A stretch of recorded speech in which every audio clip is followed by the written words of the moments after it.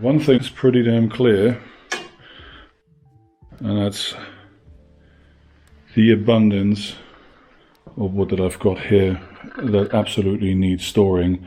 Not all of this is waste. There are still some very usable lengths there, but I need to find a smarter way to store them. And I've got all these wheels here, and they're of course there for the wood storage cart that I haven't built yet. And that's really the next thing to do, because I also need to empty the living room that is full of plywood sheets, like full-size plywood sheets that need to come out of there so that the living room can be worked in.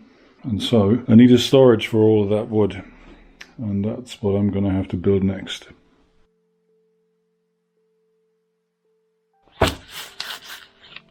Wood storage cart. Now this plan here, or this schematic sketch, has definitely seen better days. There's grease stains all over it. I guess that's what happens when it is at the very bottom of the pile that is on one of my workbenches. Anyway, it does tell me what I need to know.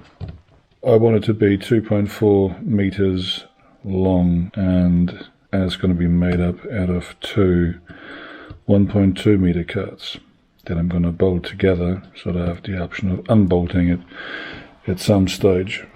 And the particular design that I've come up with, it's a bit weird to think of my own ideas as design, couldn't be further from the truth. Anyway, I want the wood storage cart to have a lower story or lower floor, if that's the word. It's got to have the same footprint as this one, 60 by 120 centimeters, so 120 long, 60 wide. It's going to be the same for this one. But obviously the inside, I want it to be 50 wide and 32 high, which means if I take 4x2 timbers, I should be able to fit 5 of them lying flat, 4x2s being under 5 centimeters tall, so 5 wide, 6 high. I should be able to fit 30 4x2 and 2.4 meters length in there, just at the very bottom of it. And of course, and then on top, which is a part I'm going to get to later, I want to have some more storage, as well as the option to at least store 4 full-size sheets of plywood, 1.2 by 2.4 meters. Another reason why I need the overall bit to be 2.4 meters long. So that's the plan. I'm going to have to pick out my bottom and my floor timbers first, because I have a lot of different bits of timber. So all of these are theoretically 2x4s, except they're not. This one's really egregious, but this is supposed to be a 2x4 or 4x2 as we say over here, east of the Atlantic. That's a 4x2, that's a 4x2. But this one looks what, like 9 centimeters. This one's probably got 9.5. And this one, I don't know, 8.5 or 8.3 or something. Actually, let's measure that. Why not? See how good I am at estimating timber sizes. So, the first one is about 8.3. That should not be classed as a 4x2. This one is, oh, look at that. This one's 9.4. So that one over here is either really wonky, or this is actually 10 centimeters. This one's actually 10 centimeters. Wow, this has got to be pressure treated and everything. I don't think I have enough of these. So I'll have to make these top and bottom timbers out of ordinary 4x2s.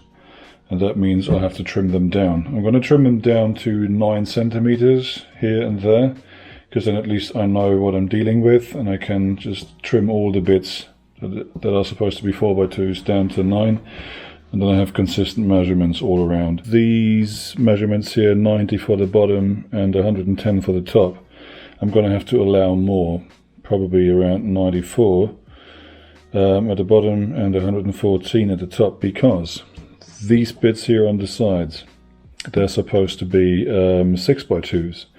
So 6 inches by 2 inches, which should equate to, well, 15 15 by 5 centimeters, and of course they're not going to be that. So the 6x2s that I've got, they have rounded edges, so once I've squared them off, they're probably only going to be, I don't know, 13 centimeters or something. So they are going to be like 5x2s, realistically speaking.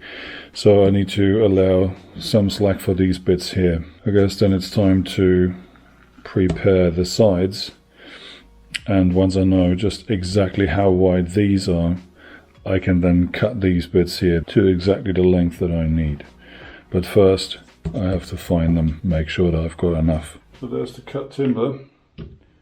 These are the short sides, 60 centimeters. These will be the bottom timbers. These are going to be the top timbers. And they will approximately require a 110, possibly 112 length.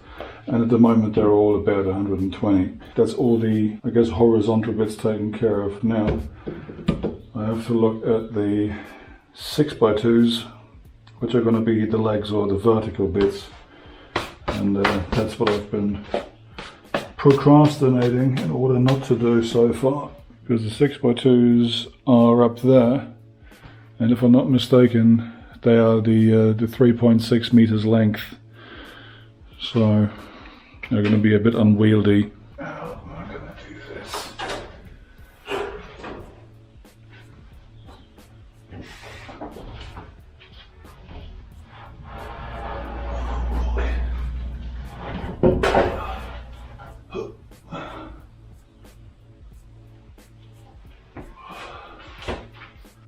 So since I need about 8 pieces of around 42 centimeters, the ideal would be to get the 6x2 onto this bit so that I can just cut everything here with a chop saw. The question is, will it fit?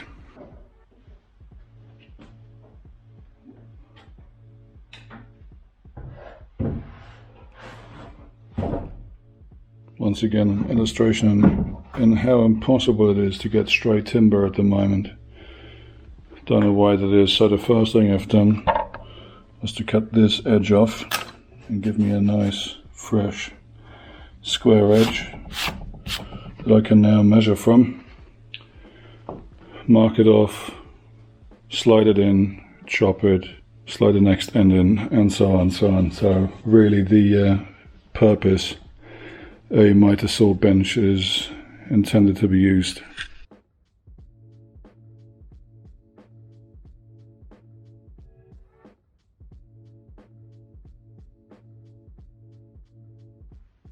And there they are, my 8 vertical elements.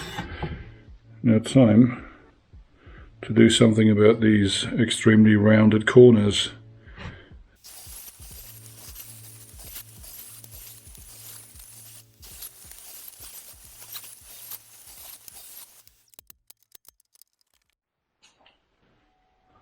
So this whole operation was successful in the regard that they all now seem to be of a pretty uniform width, and that width is, let's have a look here, 13.5 centimeters.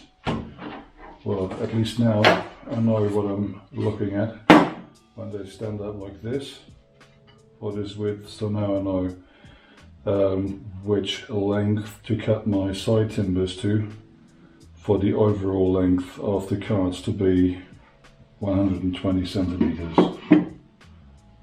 13.5 centimeters, that is 27 centimeters put together like that, spaced out, so 30, let's say 27, 120 minus 27 is 93, so the bits that go here need to be 93 centimeters long. Alright, and now I can start cutting. A little rehearsal. So this is the bottom timber fit between these two legs, I guess. And what I can see here is that these guys are probably about 0.5 centimeter, so 5 mil thicker than this. It shouldn't really matter though. Like if this sits on the inside and the plywood sheet provides a surface, then that's not going to be visible. And what I now have to do is to figure out the cutoff, or the cutout, the height and width of this bit here, so that it can then slot in there, and then the screw will connect this bit of timber through this into that. So I guess I'm putting this on as accurately as I can, and then just trace around it.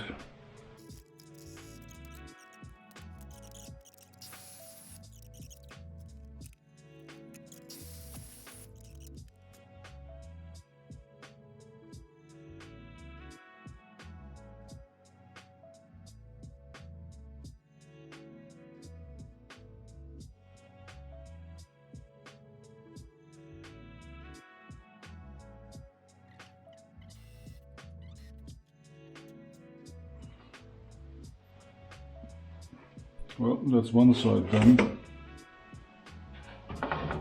Actually, it's a little more than one side because of how this all comes together. I just have to switch that around. And now I have to repeat all those steps, make the cutouts in the legs, fit it in the wedge one of the 93 bits in between, and then bang in those really long screws. It's getting a bit late though, and I'm noticing that I make more and more mistakes because I'm tired, so maybe I'll just leave it there for tonight and continue when I feel a little bit fresher. That would be the responsible thing to do. I was just about to screw this thing in place, but that's a bit hasty. I guess before I close this, or close it up at the top, I have to cut a 60 by 120 plywood board to size and put that in first.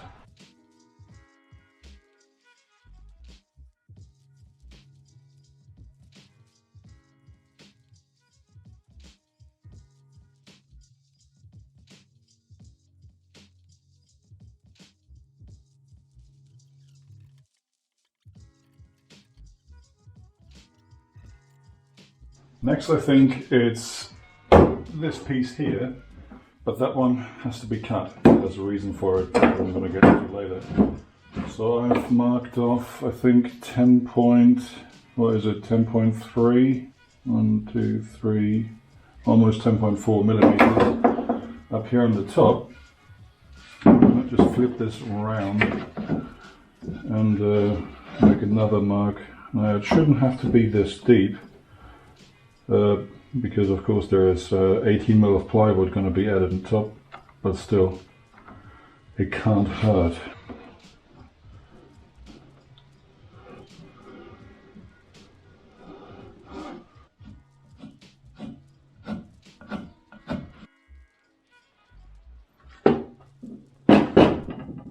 Is that done? Now let's see. It's going to sit like that, so... Okay, I should probably pre-drill this bit as well. No, that's not right. Like that.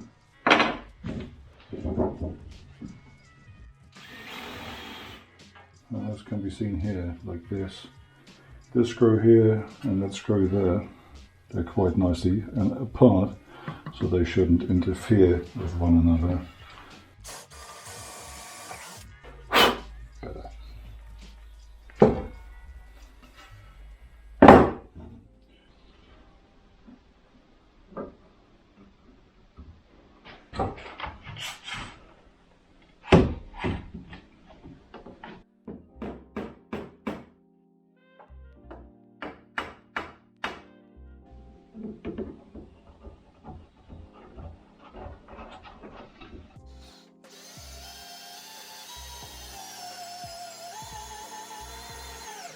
Anywhere where there's actual actual pressure, actual force needed. These quick clamps just show what Mickey Mouse business they are.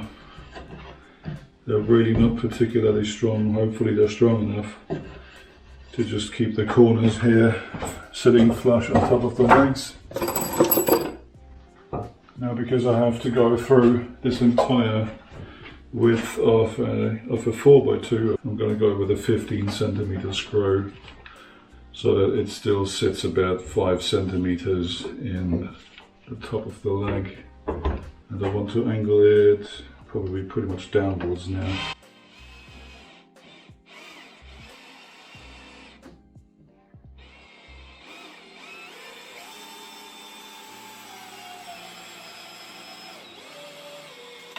Oh shoot, we have splittage.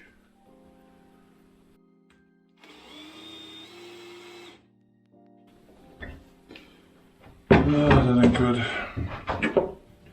I hate when wood splits. Probably should have pre-drilled it more using a screw, a 4mm by 120mm screw. Just pre-drill all the way through.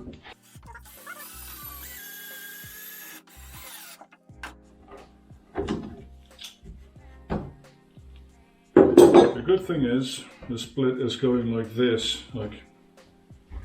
and of course this bit of wood here is going to be screwed into the long side that I'm adding next. So there should still be enough pressure that way, like sideways, to keep that split or that crack from growing any larger.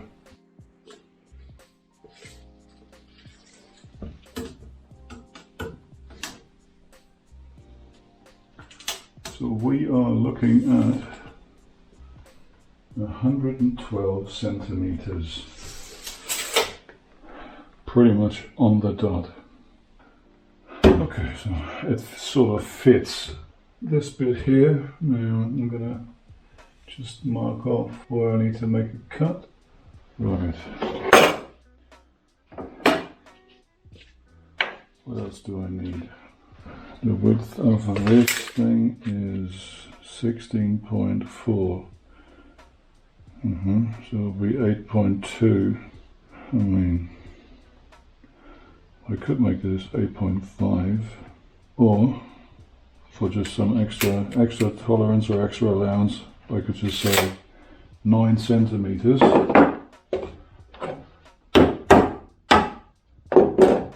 And to be honest, I think that's exactly what I'm gonna go with.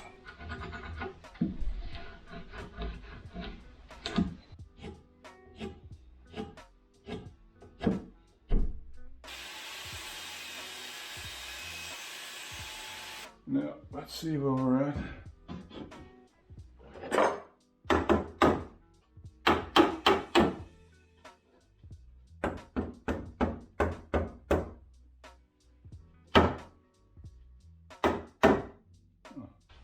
I am absolutely not in the mood to repeat past mistakes, and therefore I'm absolutely going to pre-drill this with the help of this screw. I don't have a drill bit that goes all the way in, and I don't think that drill bits in, I don't know, 3mm or whatever this is, and that length would be particularly sturdy.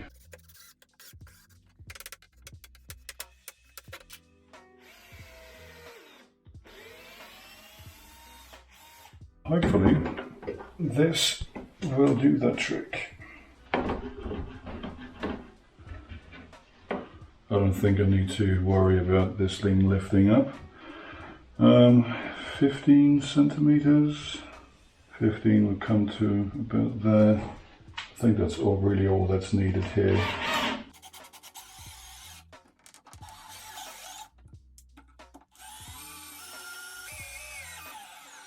Just thinking, I'm probably going to put 2 screws in from the top so that both pieces are connected to the leg and to one another, just for that extra stability, because otherwise the only connection that holds this would be to these cross timbers here, and I don't think that's particularly stable. Yeah, so we'll absolutely have to be one down as well.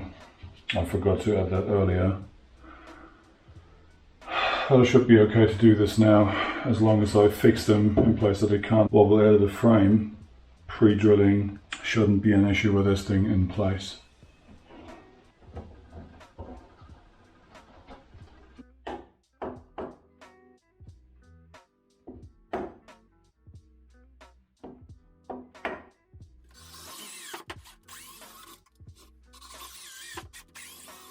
Now, because this piece of timber here is cut, it stands like that, so there's quite a gap up here.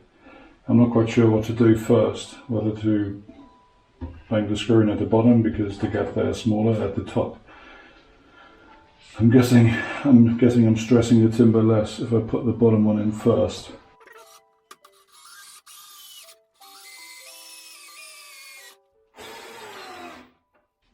Actually, that's pulled them already together quite a bit. Right, second screw.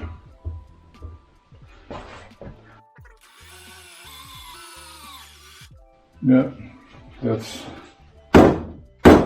close together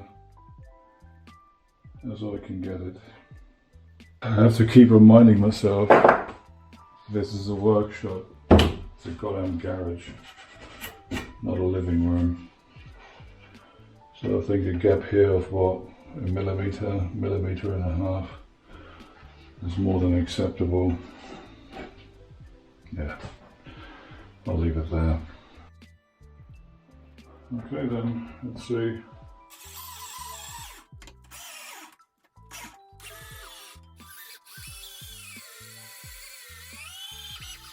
Hopefully that should hold. Very quickly adding this, I don't want to call it cross timber again. That's not a noggin either, is it? I don't know carpentry English.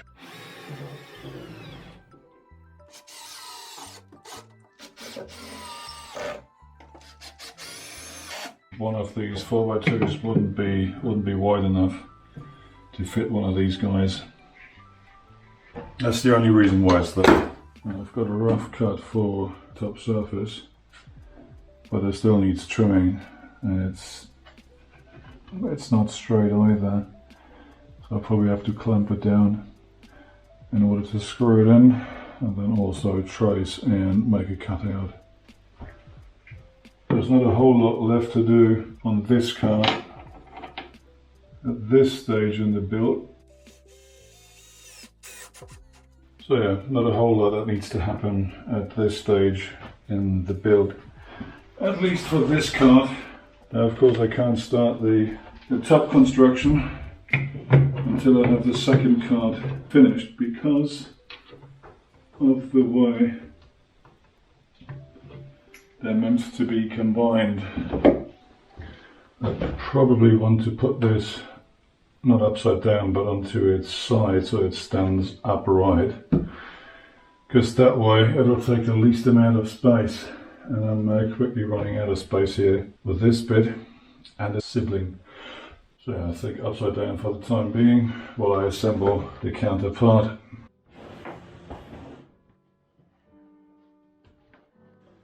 This thing is pretty damn heavy.